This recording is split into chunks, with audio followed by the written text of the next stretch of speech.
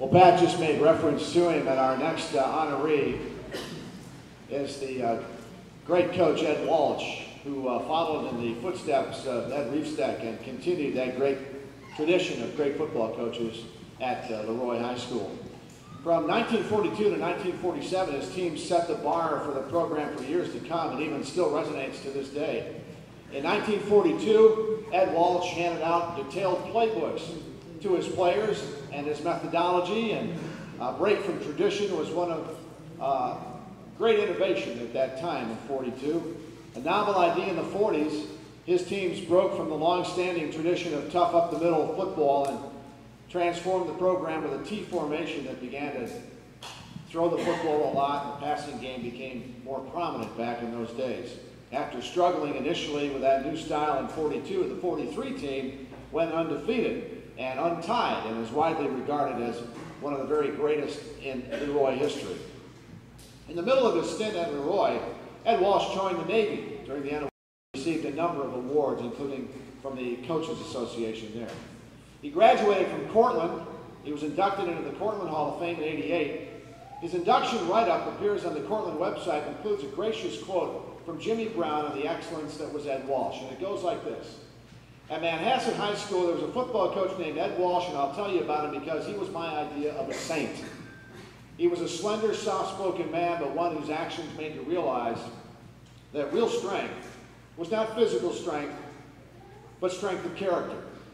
I'm convinced that Ed Walsh had not one iota of bigotry in him. Moreover, of all the football coaches I played for, Ed, a mere high school coach, was the finest, the most expert. Even today, when I find it necessary to refresh my knowledge of fundamentals, I say to myself, let's see how Ed Walsh would teach that move. In the 4 years I played for him, his teams only lost 2 games, one by a touchdown, the other by a single point. More than a great teacher of football technique, Ed Walsh was a builder of character. He cared about kids and would reach into his own pocket to buy a needy student clothing. From Jim Brown, accepting for Coach Ed Walsh, his daughter, Donna Walsh.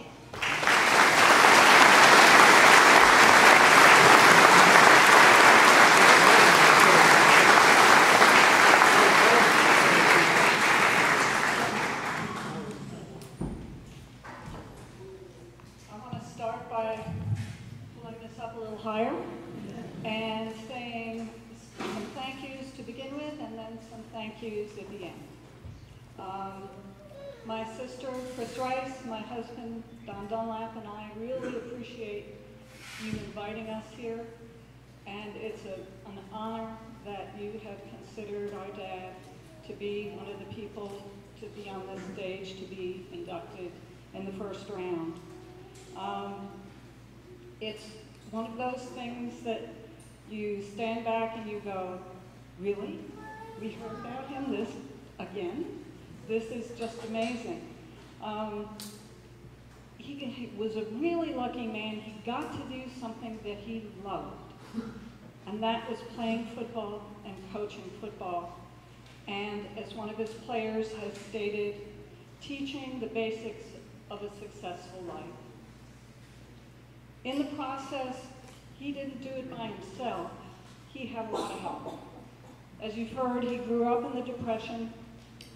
He had a chance to have a coach in his high school days. He must have been the smallest quarterback I've ever seen, but he was a great quarterback. And every once in a while, the coach would pull him to the side and say to someone, here, I'd like to introduce you to Ed Walsh. He's going to go to college and he's going to become a coach. Well, this was the furthest thing from his mind because he didn't expect he would ever go to college. No one in his family had ever done that. Then there was another man in his life after he graduated that helped support and encourage his dream. And with $25 in his pocket, 7 years after he graduated high school, he went to Cortland. And he just valued that experience so much. He took every inch of it that he could. Was class president, was playing football until he was injured the first year, and then excelled also apparently in basketball. But of course, this is all before my time. He valued education so much that he went on to get his master's and his doctorate. And because he valued education and wanted people to continue to learn and grow, our family has created a scholarship at Portland in his name. As he continued to coach, you know that he came here. And I know there's a story that you folks didn't tell yet, which is at the first half of that first football game, everybody booed. That's what I heard. They booed because here was this new strategy. And folks at Manhasset got a hold of this book because I'm sure it was very similar to the one that he handed out here. And when he retired, they published it. And it's called Drive, Drive, Drive. And my guess is that this is the only four-letter word anyone ever heard from him out on that field. Well, pardon me, that's 5 letters, isn't it? But in the process, he was the soft-spoken man. The playbook made a difference, and it changed people's lives. His way of dealing with people changed people's lives. And that's what's so special about LeRoy for us.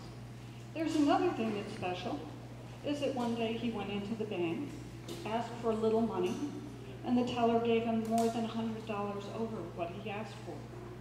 That happens to be our mother, Thelma Rogers, who grew up here. He proceeded to then tell people occasionally that that's why he married her. But we don't think that the money was the real issue. As you've heard, he moved on and continued to coach and change people's lives in other places. One of the things that I think that stand out to us is the fact that he continued not only to do that, but to live his life in the same ways. So since my niece, Jessica, isn't able to be here today, and we've continued to meet so many of our brothers and look forward to them. We have a small family, but we've learned over the years, no, our family is much bigger because we have more brothers than we ever imagined. My niece stated some things, and I'd like to say a short few of them, when we were at his funeral 3 years ago. She said, "Thank you for teaching me how to hit a baseball in your front yard, how to fish, even if the worms were dead, the value of an education and contributing to mine, for teaching me about true determination, about the unshakable drive to continue when others would have quit, about equality, treating everyone with respect and dignity, about fairness, giving everybody a chance to do their best. Thank you for teaching me about honesty, the value of carefully crafted compliments and strong words spoken softly are just as effective as loud ones. The value of a neatly pressed shirt, tie, and sport coat. About love, love for yourself and for those that you love. For teaching me about patience and when it's important, to be stubborn. About being gracious and about being an example to those around you."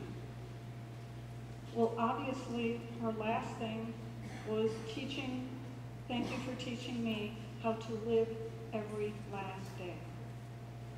And from our perspective, and when we meet people that knew him throughout his life, we feel the same way. For he continues to teach the basics about a successful life.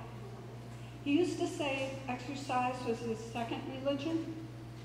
Well, with 96 birthdays, he was still working out 3 days a week at the sports center in Cooperstown. And from our perspective, he continues to teach us many things. Once again, thank you for the time.